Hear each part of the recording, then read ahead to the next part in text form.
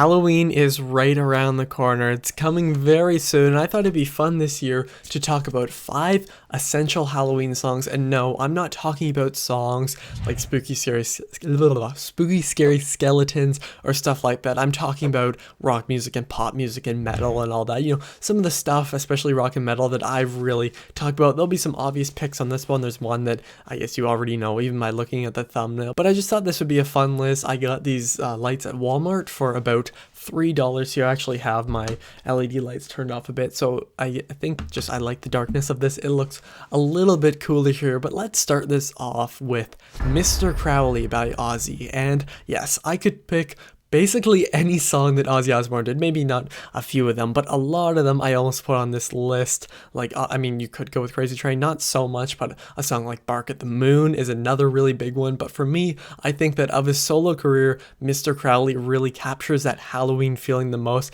I actually have a little bit of a funny story with this song, at least it's funny to me. I remember when I was first trying to like get away from musicals and really, get into rock and metal and all this stuff. And of course, because I've known Ozzy all my life and I've known this album cover forever, I was like, okay, Mr. Crowley, that sounds interesting. I think I've heard this. And then when it started, I was like, oh, this sounds very familiar. Whoa, what is this? Because I was very big, I mean, still technically am, but very big into Phantom of the Opera, especially at the time, because I listened to it like every single day. I haven't listened to it in a while, but obviously the opening here is like that type of, it's kind of similar to the title song of Phantom of the Opera. At least it sounds similar in a way, at least the opening here. But I just think, it's talking about Aleister Crowley, and there's a little funny story that I heard Zach Wilde once talk about how he bought a picture of Aleister Crowley or Crowley, however you want to say it. Apparently it's actually Crowley, but I'm gonna say Crowley because that's what the song says, and I know I'm ranting a lot about this song, I apologize. But Zach Wilde once put it up in like the studio while they were recording one of the later albums. I'm not exactly sure which one it was, obviously one of the ones that had him on instead of Randy, rest in peace Randy Rhoads,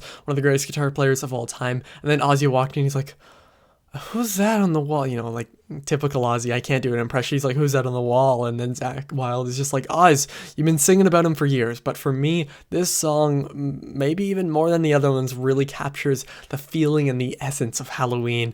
And it's one of my favorite Ozzy songs. I know I had a lot to say about that song, but next up is another song by Ozzy, but not in his solo career, in the band Black Sabbath. It comes from the album Black Sabbath, and the song is Black Sabbath. Now, this was one of my first Black Sabbath reactions, if not my first one, and when I first listened to it, I was like, okay, that was good. I was very rushed that day, so I don't think I was fully paying attention, but if I'm being completely honest, there's a very high chance this is my favorite Black Sabbath song. It is most definitely in the top 5, probably at least top 3. I love this song, and it's just the eerie atmosphere. It starts off, and you hear the rainfall and everything. If you haven't heard the song, I'd be very surprised. You hear the thunder, and then it just hits with the bow, bow, and obviously if you listen closely to my intro that I made for spooky season, that final note is actually the note that opens the song, which I think is called the Devil's Triad, which makes it even cooler. Now, I could be totally wrong on that, so correct me down below if I'm wrong. Now, going away from Ozzy, we still have to talk about rock and metal. I'm not sure, I think this would be considered more rock, but we're talking about Alice Cooper, and the song is Feed My Frankenstein. Now, I was looking through a bunch of rock Halloween songs, and this one came up, and I was like, this sounds familiar. And then I realized I'm pretty sure this is the song that plays in Wayne's World, obviously one of my favorite comedies of all time, and we're not worthy, but like when I was listening to some of the lyrics, and yes, a lot of it is very cheesy and stuff like that. Like there's a one line, I'll put it on the screen, I don't want to mess it up, but it's about being hungry. I just think the lines like that, they're so funny. It's so like 80s, I'm pretty sure this came out in the 80s, not the 70s, and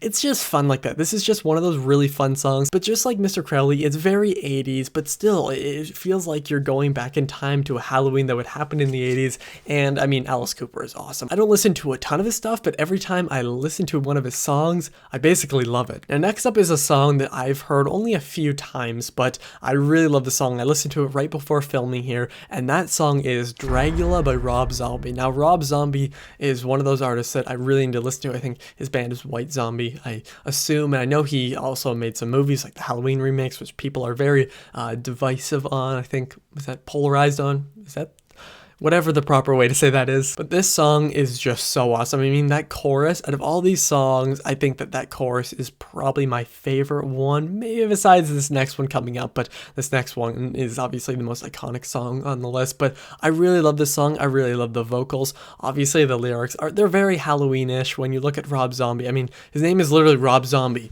What else do you expect? It's just one of those songs that I feel like once October 1st hits, I can see so many people going to their library on whatever, Apple Music, Spotify, anything, if they have the CD or the record or anything, and just pressing play on it. I do want to talk about Rob Zombie more because this song is so awesome. And finally, you knew it was coming. I mean, it is the most iconic Halloween song of all time, and a lot of people would say it's the best. For me, it's probably the best music video of all time.